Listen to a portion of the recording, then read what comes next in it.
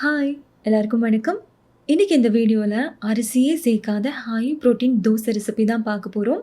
இந்த தோசை நீங்கள் ஹோட்டலில் சாப்பிட்ற மாதிரி நல்லா கிறிஸ்பியாகவும் பயங்கர டேஸ்ட்டாகவும் இருக்கும். உங்கள் வெயிட் லாஸ்க்கும் இது ரொம்பவும் ஹெல்ப் பண்ணும். இது எப்படி பண்ணுறதுன்னு பார்க்கலாமா?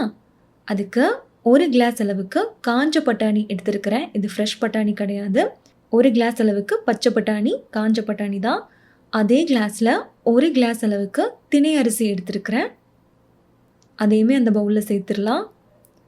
அதே கிளாஸில் ஒரு கிளாஸ் அளவுக்கு சோளம் எடுத்துருக்கிறேன். நான் இன்றைக்கி ஒயிட் சோளம் தான் எடுத்துருக்கிறேன்.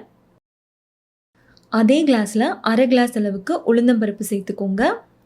சிகப்பாவல் அரை கிளாஸ் அளவுக்கு சேர்த்துக்கோங்க. ஒரு சின்ன ஸ்பூனில் 2 ஸ்பூன் அளவுக்கு மட்டும் வெந்தயம் சேர்த்துருக்கிறேன்.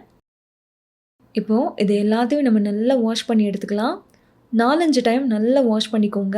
அதில் நிறைய டஸ்ட் இருக்கும். ஸோ அந்த தண்ணியெல்லாம் கொஞ்சம் கிளியர் ஆகிற அளவுக்கு நம்ம நல்லா வாஷ் பண்ணிவிட்டு எடுத்துகிட்டு வந்துடலாம்.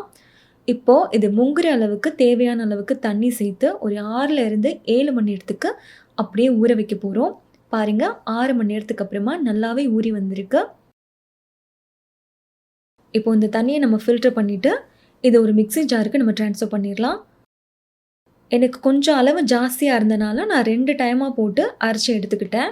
நல்லா ஃபைன் பேஸ்ட்டாக அரைச்சி இதை ஒரு பவுலுக்கு நம்ம ட்ரான்ஸ்ஃபர் பண்ணிக்கலாம். இப்போது இந்த மாவுக்கு தேவையான அளவுக்கு உப்பு சேர்த்து உங்கள் கை வச்சு நல்லா மிக்ஸ் பண்ணி விட்டுக்கோங்க. எல்லா மாவும் ஒன்று சேரணும். நல்லா மிக்ஸ் பண்ணதுக்கப்புறமா இது புளிக்கட்டும். இந்த மாவு எனக்கு புளிச்சு வர்றதுக்கு கரெக்டாக 6 மணி நேரம் போல் ஆச்சு. நான் இந்த மாதிரி லைட்டாக மாவு புளிச்ச உடனே தோசை ரெடி பண்ண ஸ்டார்ட் பண்ணிடுவேன். ஓவராக புளிச்சா அந்த புளிச்ச ஸ்மெல் யாருக்குமே பிடிக்காது. கொஞ்சம் நெஞ்சு எரியிற மாதிரி இருக்கும். ஸோ ஒன்ஸ் இந்த மாதிரி லைட்டாக புளிச்சதும் நான் தோசை ரெடி பண்ண ஆரம்பிச்சிடுவேன். பாருங்கள், தோசை பேன் நல்லா சூடாக இருக்குது. நம்ம நல்லா தின்னாக ஒரு தோசை போட்டு எடுத்துடலாம். நல்லா கிறிஸ்பியாக ஹோட்டல் ஸ்டைலில் உங்களுக்கு அவ்வளோ டேஸ்ட்டாக தோசை கிடைக்கும். லைட்டாக நான் நெய் போட்டு தான் செஞ்சுருக்கிறேன். நீங்கள் வேணும்னா எண்ணெய் கூட யூஸ் பண்ணிக்கலாம். ரொம்ப கம்மியாக யூஸ் பண்ணிக்கோங்க.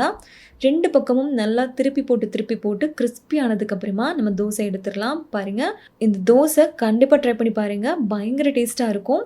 இதுக்கு சைட் டிஷ்ஷாக நான் இன்றைக்கி பன்னீர் புர்ஜி தான் பண்ணியிருந்தேன். ட்ரை பண்ணி பார்த்துட்டு எப்படி இருந்துச்சுன்னு எனக்கு கமெண்ட் பண்ணுங்கள். இந்த ரெசிபி உங்களுக்கு பிடிச்சிருந்தா லைக் பண்ணுங்கள், ஷேர் பண்ணுங்கள். கோகுல் அகர்ச்சன் சேனலுக்கு சப்ஸ்கிரைப் பண்ணுங்கள். நன்றி, வணக்கம்.